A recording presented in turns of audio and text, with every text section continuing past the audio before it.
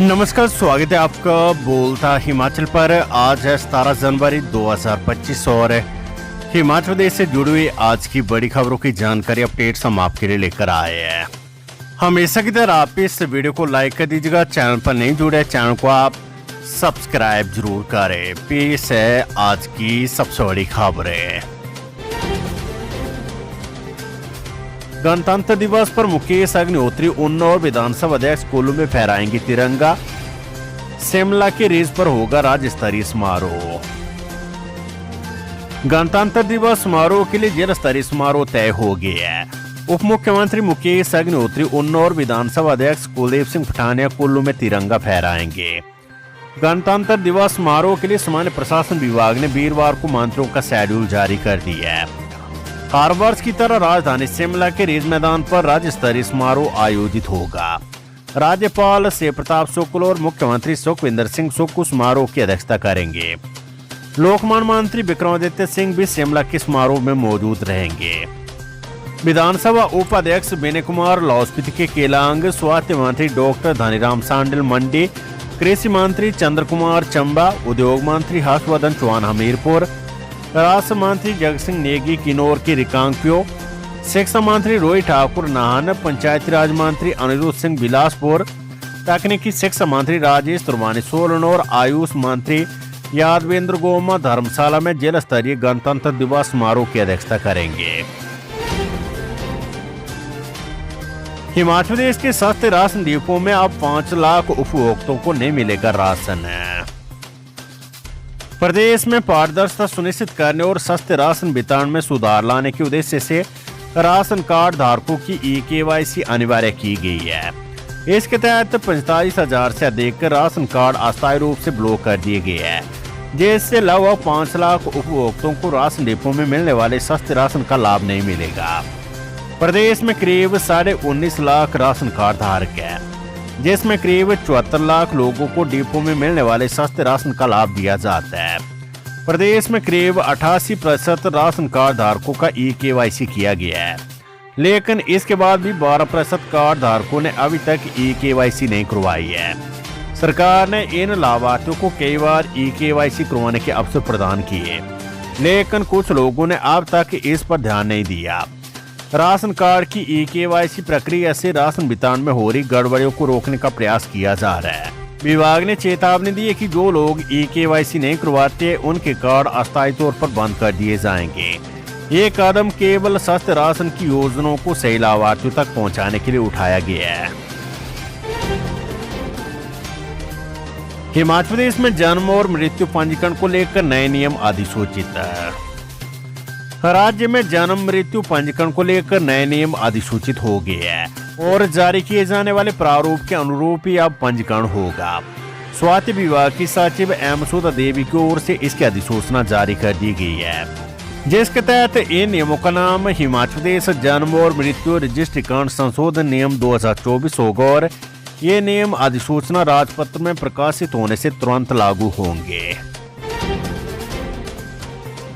हिमाचल प्रदेश के ऊना में नए स्टोन क्रशरों पर प्रतिबंध, पुरानों की लीज का भी नहीं होगा नवीनीकरण। प्रदेश सरकार ने ऊना जिले में नए स्टोन क्रशर स्थापित करने पर प्रतिबंध लगा दी है, जबकि पुराने क्रशरों की लीज के नवीनीकरण पर रोक लगा दी है।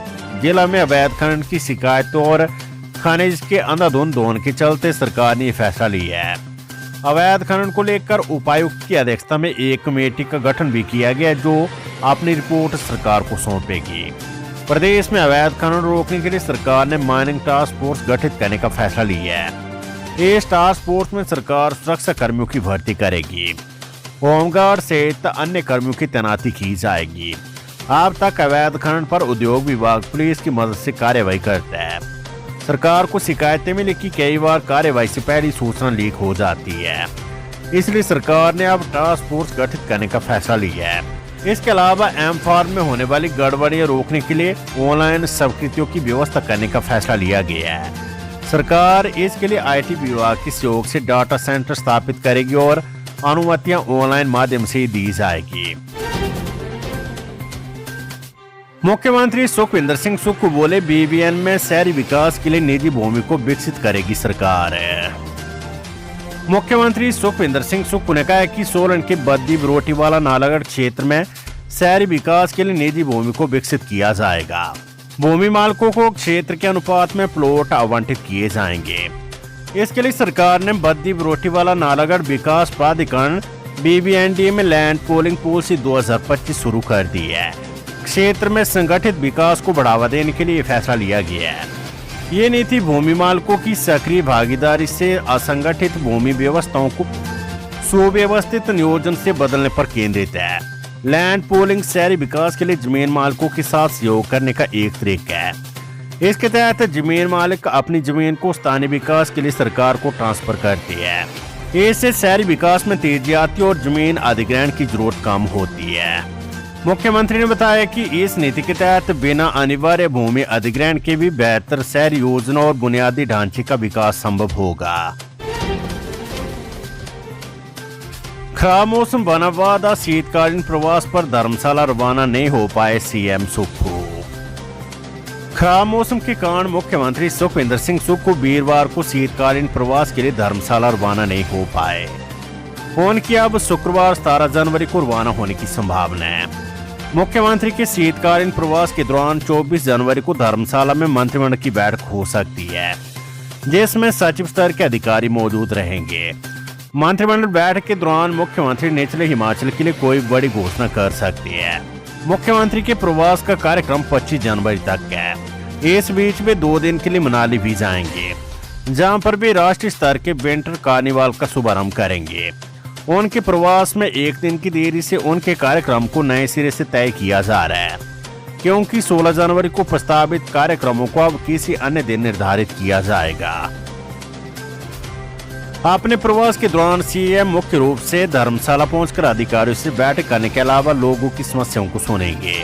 उनका धर्मशाला में 3 करोड़ 16 लाख रुपए की लागत से बने मीटिंग हॉल, जिला परिषद भवन पार्किंग का उद्घाटन, 3 करोड़ 40 लाख रुपए की लागत से बनने वाली धौलाधार फूड स्ट्रीट मार्केट का शिलान्यास करने तथा 3 करोड़ 42 लाख रुपए की लागत से बने रीजनल माउंटेनिंग सेंटर का उद्घाटन करने का कार्यक्रम है। मुख्यमंत्री का 23 जनवरी को मिल्क प्रोसेसिंग प्लांट की आधारशिला रखने तथा 25 जनवरी को राज्य स्तरीय पूर्ण राज्यत्व दिवस की अध्यक्षता करने के बाद शिमला लौटने का कार्यक्रम है। कुल मिलाकर मुख्यमंत्री कांगड़ा जिले के अलग अलग स्थानों में जाकर कई उद्घाटन और शिलान्यास करेंगे। साथ ही मनाली प्रवास में भी वे कई योजनाएं जनता को समर्पित करेंगे। हिमाचल पुलिस भर्ती में 1397 अभ्यर्थियों के फॉर्म रिजेक्ट। हिमाचल प्रदेश लोक सेवा आयोग की ओर से पुलिस कांस्टेबल भर्ती के लिए 1397 अभ्यर्थियों को रिजेक्ट कर दिया गया है। दरअसल इन अभ्यर्थियों ने इस भर्ती के लिए आवेदन तो किया, लेकिन इसके लिए तय फीस नहीं चुकाई है। आयोग की ओर से इन सभी अभ्यर्थियों की लिस्ट वेबसाइट पर डाल दी गई है। हिमाचल प्रदेश में 5वीं और 8वीं कक्षा में फेल होने वाले विद्यार्थी नहीं होंगे प्रमोट। ग्रीष्मकालीन स्कूलों में इसी सत्र से होगी शुरुआत। हिमाचल प्रदेश में 5वीं और 8वीं कक्षा में फेल विद्यार्थी अगली कक्षा में प्रमोट नहीं होंगे। चालू शैक्षणिक सत्र मार्च 2025 में प्रदेश के ग्रीष्मकालीन स्कूलों से इसकी शुरुआत होगी। शीतकालीन स्कूलों में अगले वर्ष की व्यवस्था लागू होगी। हिमाचल सरकार ने केंद्र सरकार के संशोधित निःशुल्क और अनिवार्य बाल शिक्षा अधिकार अधिनियम 2009 को प्रदेश में सख्ती से लागू करने का फैसला लिया है। परीक्षा पास करने में असफल रहे विद्यार्थियों को आवश्यक अंक प्राप्त करने के लिए एक और मौका दिया जाएगा। दूसरी बार भी जो विद्यार्थी परीक्षा पास नहीं करेगा उसे फेल कर दिया जाएगा। प्रारंभिक शिक्षा निदेशालय ने सभी जिला उपनिदेशकों को इस संदर्भ में पत्र जारी कर दिया है। कर्मचारियों के लिए खुशखबरी, सरकार ने किया 8वें वेतन आयोग का ऐलान। केंद्र सरकार ने दिल्ली विधानसभा चुनावों से पहले केंद्रीय कर्मचारियों के लिए एक महत्वपूर्ण फैसले के तहत गुरुवार को 8वें वेतन आयोग के गठन की घोषणा की। सूचना एवं प्रसारण मंत्री अश्विनी वैष्णव ने प्रधानमंत्री नरेंद्र मोदी की अध्यक्षता में हुई मंत्रिमंडल की बैठक के फैसलों की जानकारी देने के लिए आयोजित संवाददाता सम्मेलन में इस संबंध में स्वतः जानकारी देते हुए कहा कि प्रधानमंत्री ने समय से आयोग के गठन के लिए निर्णय लिया है। उन्होंने कहा कि 8वें वेतन आयोग के अध्यक्ष एवं सदस्यों के नामों की घोषणा तथा आयोग के समक्ष विचारणीय बिंदु के बारे में सूचना जल्द जारी करेगी।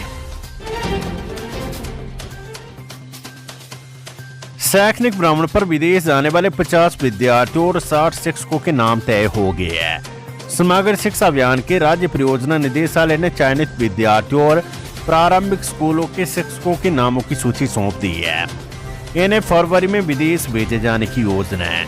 उच्च शिक्षा निदेशालय के तहत आने वाले शिक्षकों के चयन का मामला फंस गया है। इन शिक्षकों के विदेश जाने पर संशय बना हुआ है।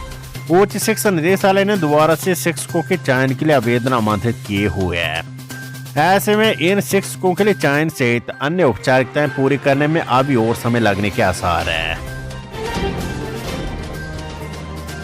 Children of the state Delhi Goa घूमकर लौटे बच्चों ने जताया सीएम का आभार। अपनी पहली हवाई यात्रा और 3 सितारा होटल में यादगार प्रवास से लौटने के बाद वीरवार को प्रदेश के 22 बच्चों ने शिमला में मुख्यमंत्री सुखविंदर सिंह सुक्खू से उनके सरकारी आवास ओक ओवर में भेंट की।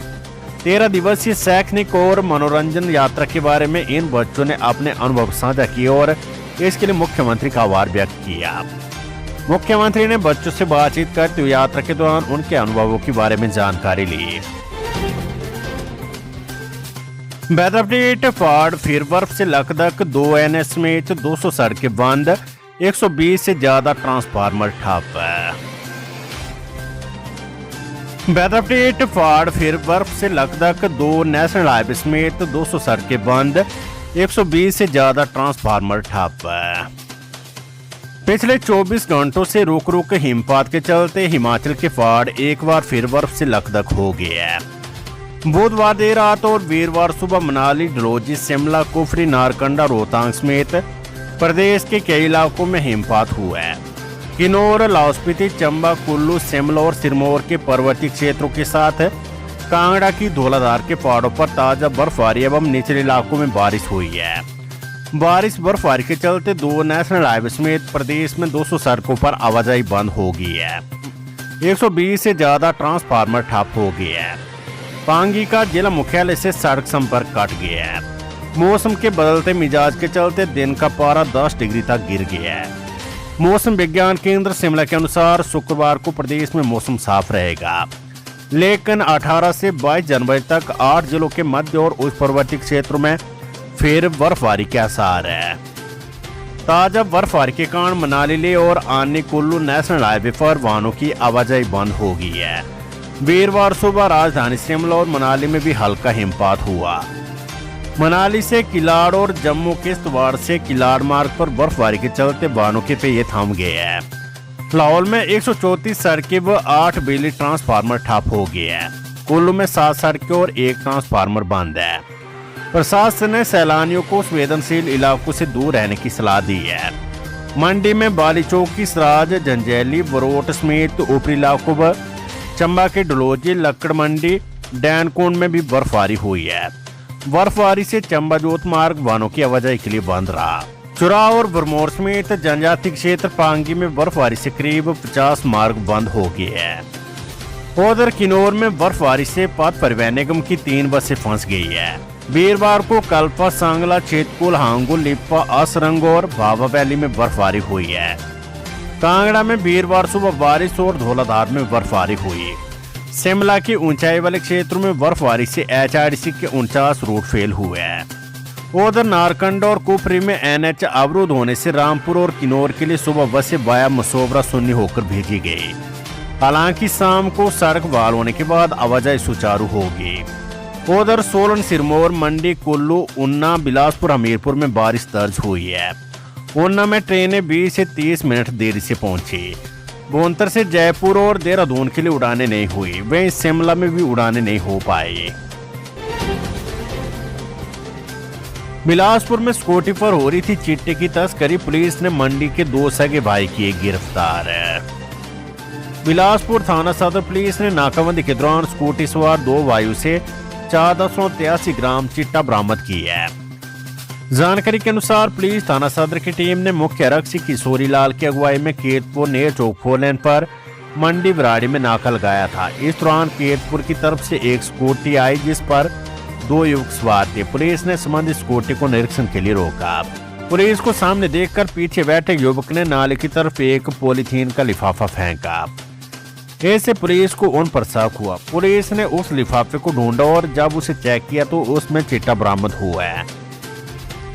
इस पर पुलिस ने दोनों आरोपियों को हिरासत में ले लिया है।